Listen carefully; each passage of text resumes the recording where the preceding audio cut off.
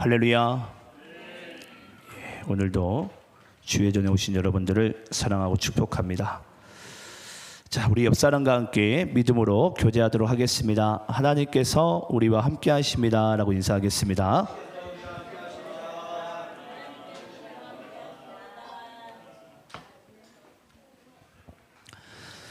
이렇게 무더운 여름 날씨 가운데도 많이들 와주셔서 너무 감사하고요. 또 날씨 무덥지만 하나님께서 반드시 우리에게 은혜를 주심을 믿습니다. 자, 우리 하나님의 말씀을 함께 받도록 하겠습니다. 자, 오늘 우리 마가복음 강해 말씀을 이어서 나가겠는데요.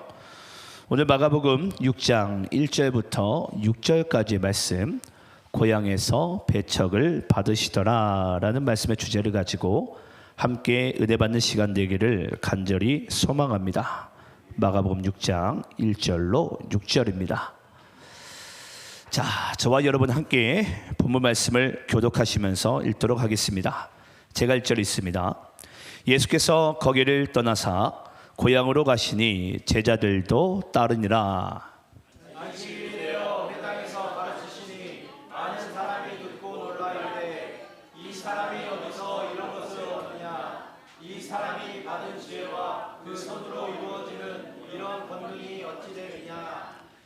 이 사람이 마리아의 아들 목수가 아니냐, 야고보와 요셉과 유다와 시몬의 형제가 아니냐, 그 누이들이 우리와 함께 여기 있지 아니하냐 하고 예수를 배척하니라.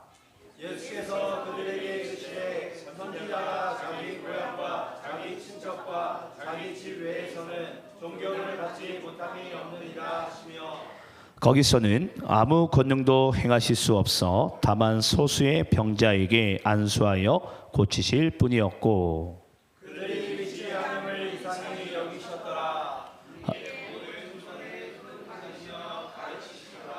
아멘. 자, 오늘은 우리가 또 주일을 맞이해서 마가복음 강의 말씀을 이어서 나가도록 하겠습니다. 자, 오늘 말씀의 주제가 예수님께서 고향에서 배척을 받으시더라. 자, 한번 질문을, 여러분들의 고향은 어디세요? 대전이세요? 대전이에 유 하셔야죠. 그러면 그래 유. 여러분, 그러면 질문을 다시 한번 달리 해볼게요. 그러면 예수님의 고향은 어디죠? 하늘나라요. 아주 성령 충만하시네요. 조순동 성도님 다릅니다. 예수님의 고향은 어디죠? 베들레헴 맞습니까? 그래요. 자, 예수님이 태어난 곳은 베들레헴이에요. 베들레헴. 자, 예수님이 자란 곳은 어디죠? 나사렛이죠. 나사렛. 자, 예수님께서는 총 이 땅에서 총 몇 년을 사시죠? 33년이죠. 근데 예수님께서요, 이 나사렛에서만 총 30년을 사십니다. 30년을. 그러면 태어나고 뭐 오고 가고 시간 빼고 나면은 나사렛에서 사는 시간이 어쩌면 예수님의 전 생애 중에 거의 대부분이에요. 여러분, 예수님께서는 태어나신 것은 베들레헴이고 자라신 곳은 나사렛이에요. 근데 사람들이 그 예수님을 어디 출신이냐 묻는다고 한다면 예수님은 또 나사렛 예수 그리스도시라 라고 이렇게 이야기를 하게 됩니다. 그래서 예수님의 이 고향이 상당히 애매해요. 예수님의 고향은 도대체 어딘가? 이 베들레헴인가? 나사렛인가? 우리 조선조 성도님의 정답처럼 하나님의 나라이긴 합니다. 자, 이걸 보면서 되게 신기했어요. 예수님은 도대체 고향을 어디라고 해야 되나? 여러분, 저는 고향이 어딘 줄 아세요? 이럴 줄 알았어요. 저는 뒷자리가 14로 시작합니다. 그러면 저는 당연히 대전이에요. 전 대전에서 태어났습니다. 대전에서 태어났고 제가 또 자란 곳은 또 대부분의 시간은 거제도에서 또 자랐어요. 근데 저도 이제 나이가 이제 40이 넘어가면서 지금 이제 제 총 사는 세월을 따지면 이제 대전에서 산 세월이 더 많은 것 같아요, 이제. 어찌됐건 여러분, 저도 대전에서 태어났지만 자란 곳은 또 거제도예요. 그러니까 저도 상당히 애매해요. 나의 고향은 어디인가? 이 대전이 맞는가? 또 어렸을 적에 제 기억과 추억들은 다 거제도에 있거든요. 그러다 보니까 나의 고향은 또 어디인가? 라고 저한테 묻는다면 저도 말하기가 상당히 애매한 또 사람 중에 한 명입니다. 그래서 제가 오늘 본문 말씀을 보면서 그랬어요.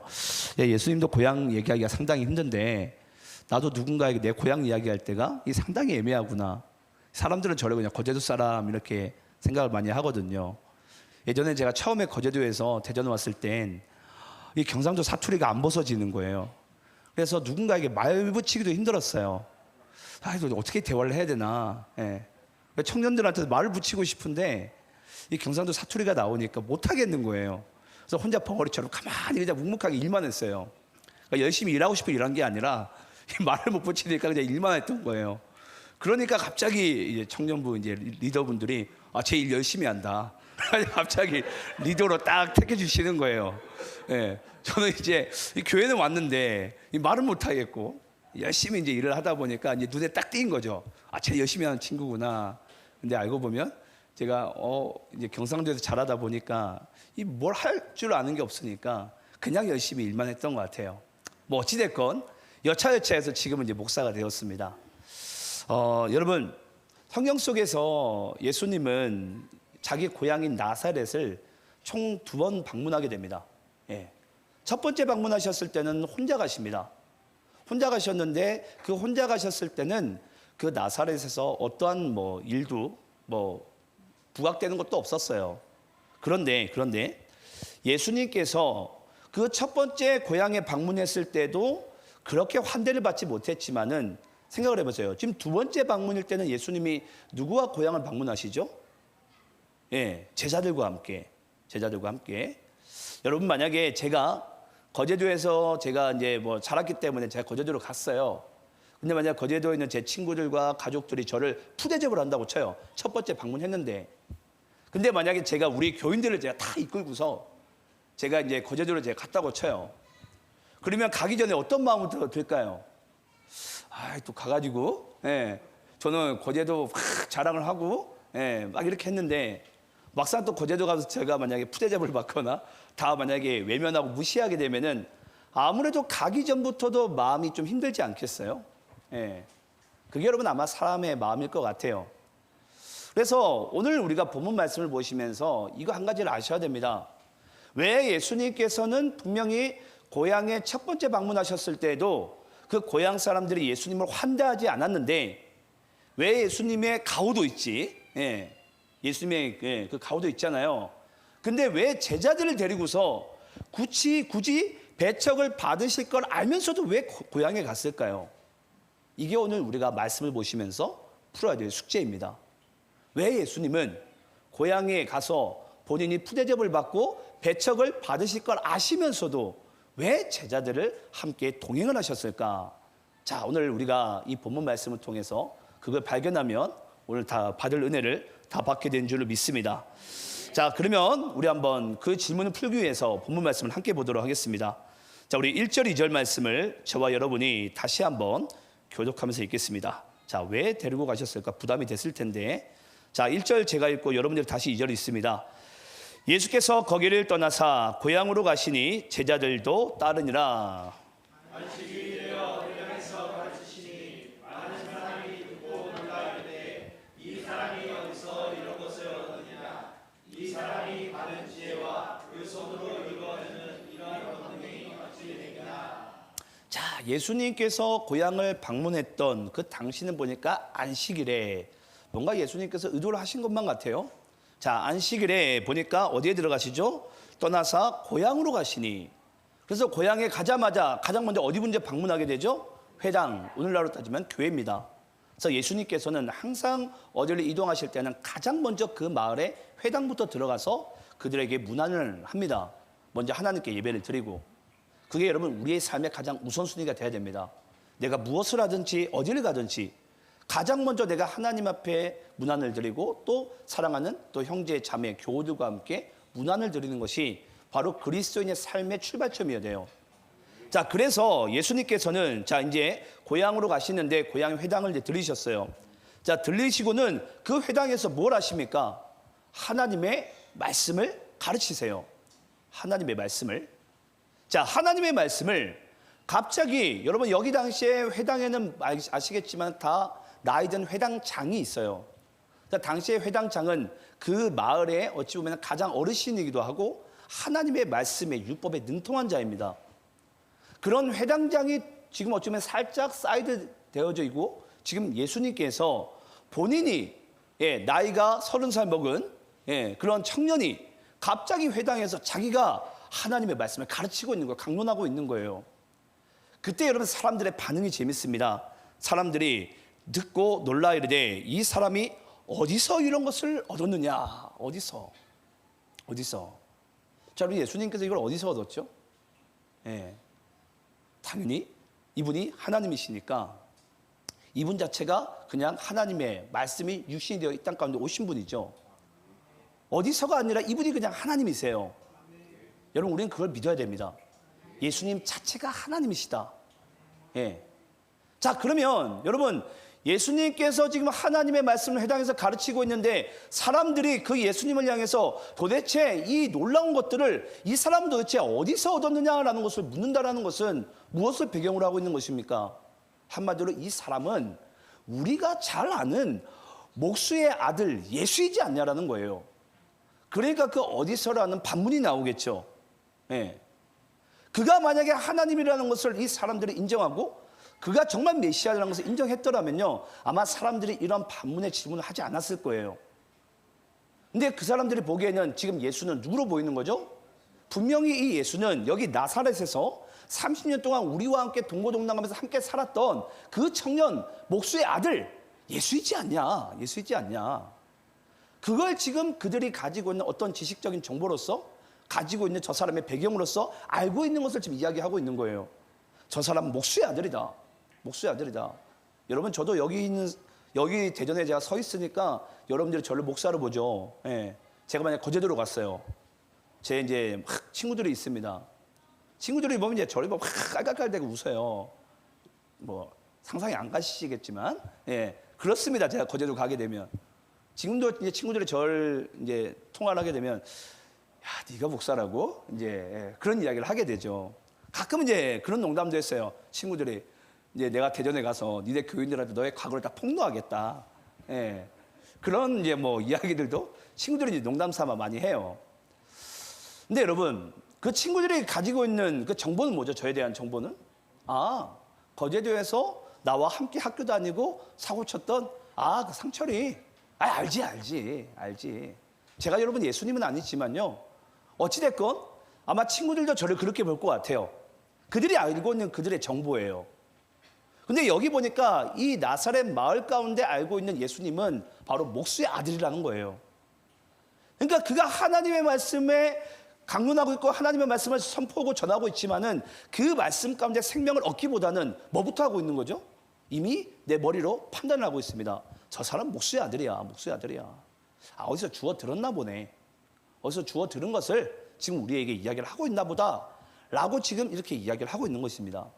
자, 그러면서 그들이 또 어디까지 또 이야기를 하는지 3절 말씀 여러분들이 또 읽어보겠습니다. 3절 자, 함께 있습니다. 시작. 이 사람이 마리아의 아들 목수가 아니냐?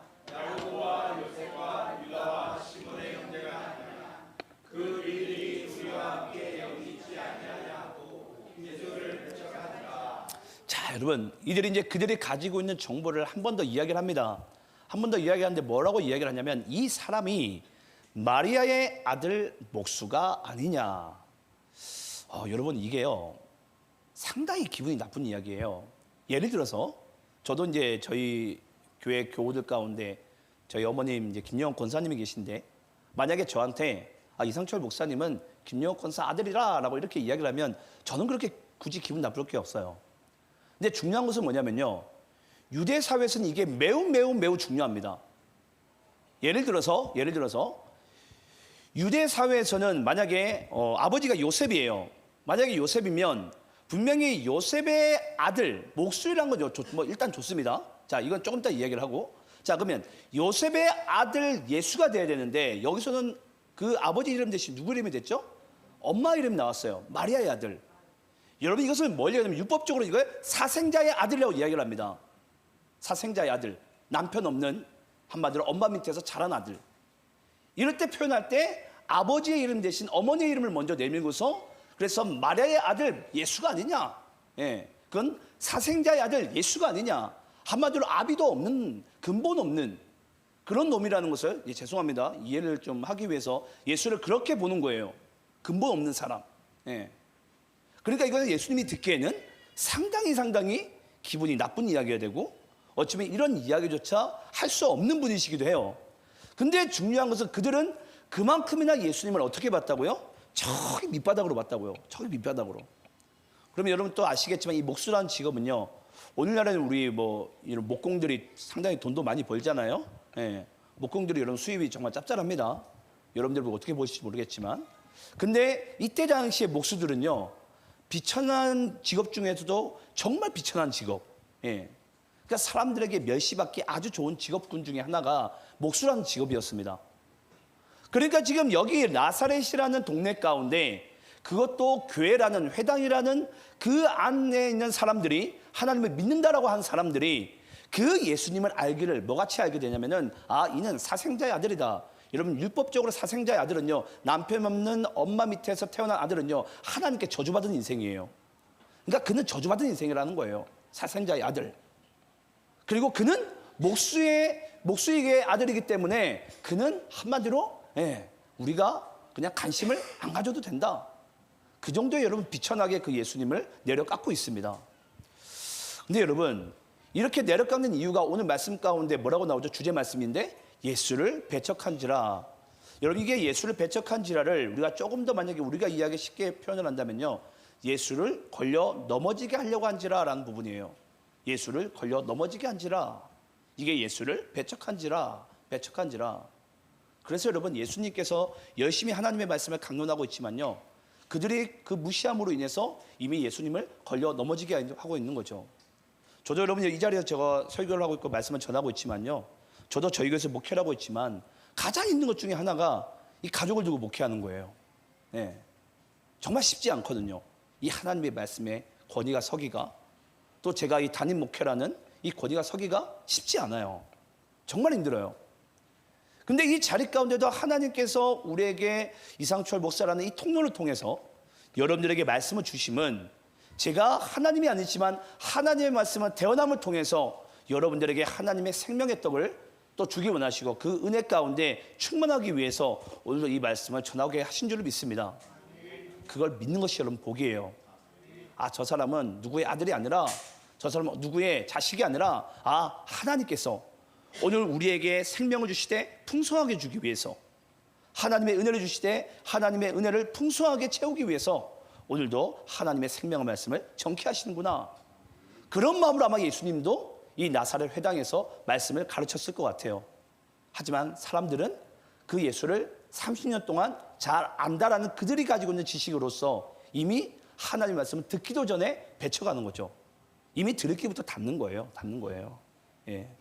자, 그러면서 여러분, 저는 이렇게 여러분께 설명을 하고 싶어요. 여러분, 여기에 있는 회당 사람들은요, 예수님을 압니까 모릅니까? 회당에 있는 사람들은 예수님을 알아요 몰라요? 아는데 그들은 예수를 뭘로만 알고 있죠? 지식적인 정보로만 알아요. 예. 그들에겐 도무지 메시아로는 들리지도 않고 보이지도 않고 알 수도 없습니다. 예. 여러분, 참 신기합니다. 지금도 우리가 주일날 지금 폭염 가운데 정말 집에만 있어도 더운 날씨 가운데 우리가 이 자리에 나왔잖아요. 이 자리에 나오면서 우리가 하나님의 말씀을 듣는 이유가 뭐죠? 여러분, 안 믿는 사람들이 보기에는요, 상당히 어리석은 행동 아닙니까? 뭐하러 이 더운 날 밖에 나가서 사람들이 많이 모여있는 이 더운 곳에서 왜 말씀을 들어? 그렇잖아요, 여러분. 그럼에도 불구하고 우린 예배 가운데 누가 임재하신 걸 믿어요? 예수님 임재한 걸 믿어요. 하나님의 임재를 믿고. 오늘도 선포되는 말씀이 나의 이 일주일간의 인생 가운데 가장 소중하고 가장 가치 있는 것을 우리는 믿기 때문에 이 자리에 하나님께서 우리를 부르신 줄을 믿습니다. 여러분, 그것을 믿는 것이 믿음이에요. 그게 진짜 믿음이에요. 단지 눈에 보이고 내가 얼마나 저 사람을 안다라고 해가지고 그 아는 것으로부터 우리 뭐 하면요, 이미 우리의 마음 가운데는 길을 닫기 시작합니다. 그래서 제가 종종 우리 도시 안의 교인분들께 이런 이야기를 자주 해요. 제가 특히 이제 강의 말씀 전 이어서 나가기 때문에, 만약에 여러분들이 잘 아시는 말씀일수록 뭐 해야 된다? 우리는 하나님의 말씀에 더욱더 집중하고 사모해야 됩니다. 근데 우리는 내가 잘 알고 뭔가 스토리적으로 내가 조금 더 내가 뭔가 들어봤다는 말씀은 우리 뭐부터 한 줄 아세요? 기대감을 안 가져요. 기대감을. 우리 한번 좀 따라서 해보겠습니다. 우리는 잘 알고 있다는 생각에서부터 불신앙이 일어난다.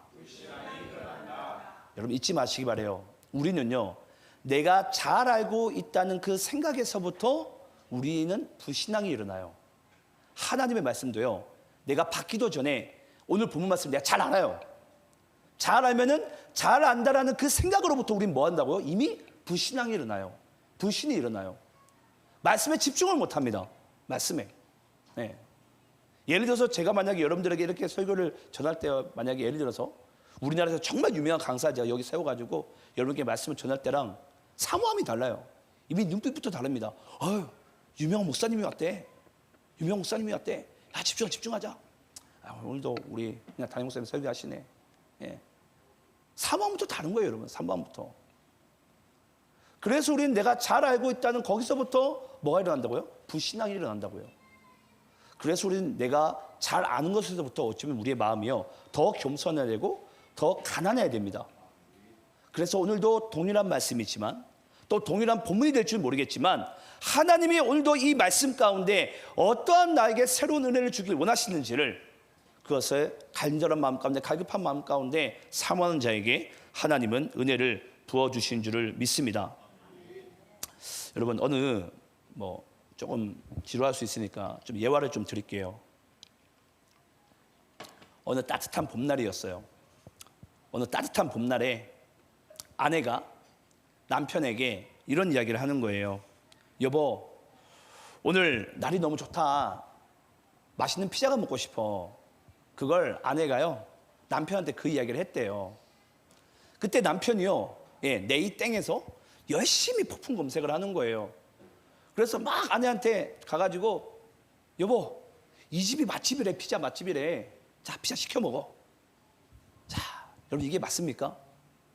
아직 뭔가 이제 주위로 아침에 잘 뭔가 이야기가 잘 모르시는 것 같은데. 자, 오늘 따뜻한 봄날이에요. 오늘 따뜻한 봄날에 사랑하는 아내가 남편에게 여보, 오늘 날씨가 너무 좋은데 나 피자 먹고 싶어 라고 이야기를 했대요. 그래서 남편이 그래? 그러면서 막 네이버에서 열심히 검색을 하더래요. 자, 여보, 이 집이 피자 맛집이래. 시켜 먹어. 자, 여러분 여기서 뭐가 어긋난 거죠? 예. 지금 아내 마누라의 마음은 어떤 마음이에요? 예. 여기서 지금 뭔가 의견이 많이 나뉘는 거 보니까 지금 이게 우리의 수준입니다. 날이 좋으니까 여보랑 데이트하고 싶어라는 거잖아요, 여러분. 맞잖아요. 이 집사님 맞습니까? 그게 여자의 본심이에요? 그렇게 가자는 거예요. 근데 그 남편은 그걸 어떻게 듣고 앉아있죠? 자기 아내가 맛있는 피자 먹고 싶어 하는 줄 알고 네이버에서 열심히 검색을 해가지고 알려주는 거예요. 이거 시켜 먹으라고. 자, 여러분 여기서 남편이 지금 왜 실수할 수밖에 없었을까요? 만약에 남편이 자기 아내가 아니라 결혼하기 전에 자기 아내와 데이트할 때였어요. 이제 막 사귀기 얼마 안 됐어요. 그럼 여러분 그렇게 했을까요? 안 했겠죠. 자기가 아마 멋지게 드라이브 해가지고 여기가 피자 맛집인데 내가 쏠게 하면서 그중에 피자도 제일 맛있는 걸로 사이드도 딱 해가지고 맛있는 또 음료까지 다 이렇게 해가지고 여러분 딱 대접해 주지 않았겠어요? 근데 나중에는 그냥 딱 던지는 거예요. 이거 나 시켜 먹으라고. 제가 아까 그랬어요, 여러분들께. 우리는 잘 아는 거에 우리는 속는다고. 잘 아는 것에서부터 우리는 불신앙이 일어난다고. 그래서 여러분이 그런 남편을요, 뭐라고 부르는 줄 아세요? 등신이라 그럽니다. 등신. 우리 옆 사람과 좀 인사 좀 해보세요. 등신. 근데 여러분 재밌는 게 뭔 줄 아세요? 이게 부부간의 관계 가운데도 이런 등신이 있으면 다행이에요, 그나마. 근데 여러분 교회 안에서 그런 교우들이 많습니다. 예를 들어서 이렇게 하자. 하세요. 교회 안에서 여러분 이런 게 상당히 많이 일어나요. 사회생활에서도. 내가 이 사람과 자주 있으니까 잘 아니까 나는 그 마음을 안다고 하지만 그 마음을 너무나도 몰라주는 거예요. 예. 오늘도 분명히 예수님은 지금 이 나사렛 자기 고향에 가서 어떤 마음이겠어요?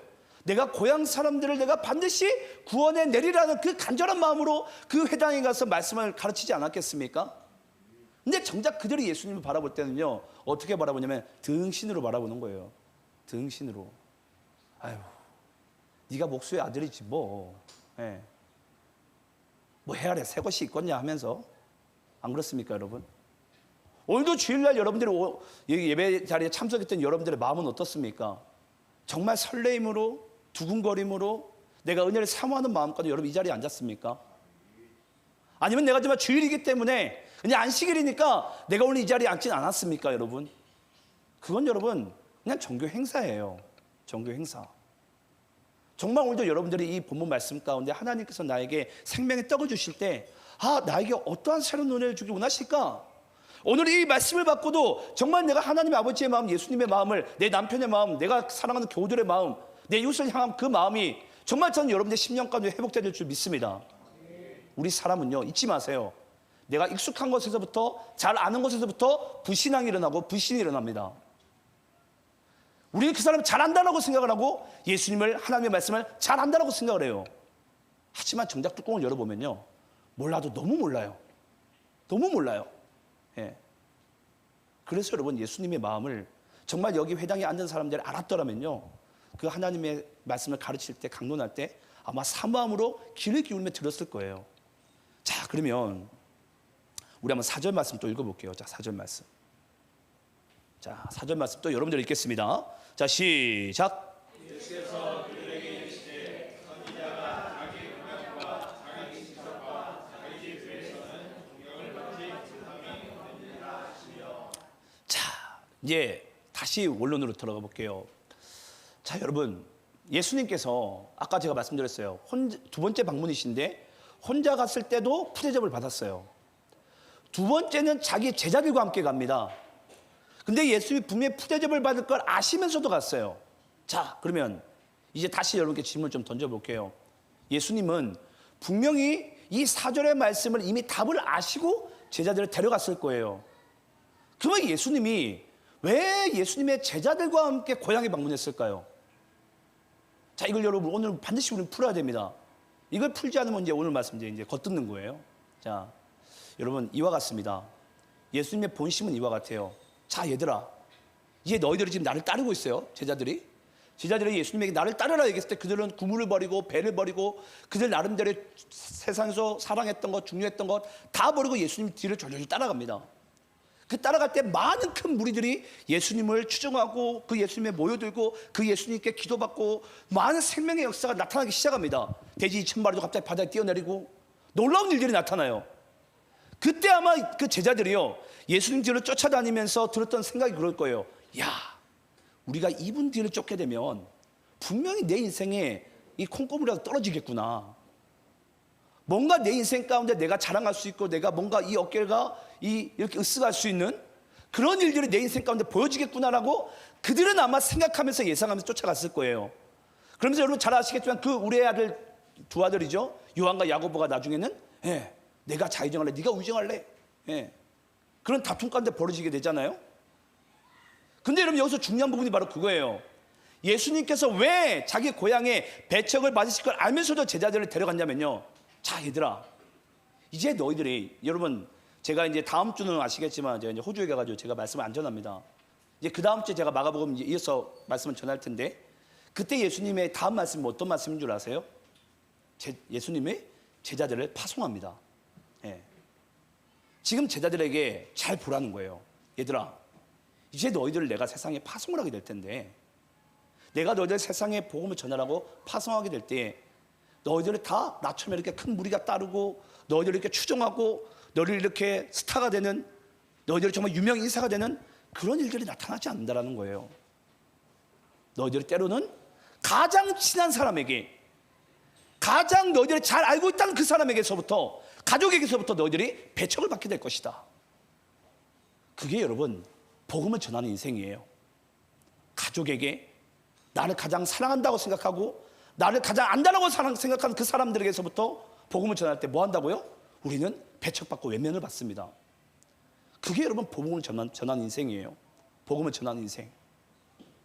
근데 가끔은 저도 사역하면서 거기에 속아요. 아, 저 사람이 내 마음을 알아주겠지, 저 가족이 내 마음을 알아주겠지 라고 저도 많이 속아요. 하지만 여러분 잊지 마세요. 가장 가까운 사람일수록, 내 가족일수록요, 정말 예수 믿고 살아가다 보면요, 가장 큰 공격을 받아요. 가장 큰 상처를 받고. 그걸 오늘 예수님께서요, 우리에게 알려주길 원하시는 거예요. 너희들이 복음을 전하는 인생은, 나를 따르는 인생은 너희들이 멸시받고 배척받을 수밖에 없는 그런 삶이다. 하지만 얘들아, 잊지 마라. 내가 너희들과 세상 끝날까지 너와 함께하리라. 예. 이걸 예수님께서요, 오늘 본문 말씀 가운데 우리에게 위로의 말씀으로 주기 원하십니다. 우리는 내 가족에게, 내가 나를 가장 잘 알고 나를 사랑하는 사람에게 우린 때로는 위로를 받고 싶고 힘을 얻고 싶지 않아요. 근데 보통은 그 반대인 경우가 너무나도 많아요. 또 그럴 때 왜 이렇게 마음이 많이 크게 무너지는지, 그렇죠?